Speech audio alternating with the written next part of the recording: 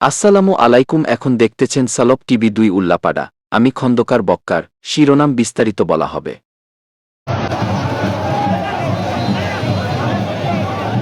ঢাকা ১-৯ সাভার-আশুলিয়া আসনে বাংলাদেশ খেলাফত মজলিস মনোনীত সংসদ সদস্য প্রার্থী মাওলানা মুহিউদ্দিন রাব্বানী নির্বাচনী গণসংযোগের অংশ হিসেবে শোডাউন করেছেন। সোমবার সকালে সাভার মডেল মসজিদের সামনে থেকে রিকশা প্রতীক নিয়ে এই শোডাউন শুরু হয়। এ সময় নেতাকর্মীরা সাভারের ব্যাংক টাউন হয়ে পৌরসভা, নবীনগর ও নয়ারহাট অতিক্রম করে বাইপাইল, বলিভদ্র ও চারাবাগে যান। পরে আকরাইন ও পাকিজা মসজিদ এলাকা হয়ে শোভাযাত্রা আবার সাভার মডেল মসজিদের সামনে গিয়ে শেষ হয়।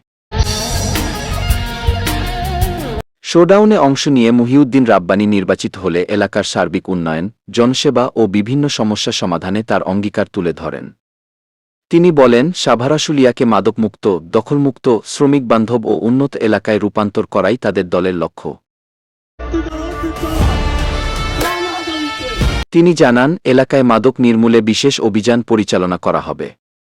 প্রতিটি ওয়ার্ডে মাদক বিরোধী যুব ক্লাব গঠন এবং শিক্ষা প্রতিষ্ঠান ও শিল্পাঞ্চলে নিয়মিত সচেতনতা কর্মসূচি চালুর পরিকল্পনার কথাও তুলে ধরেন তিনি।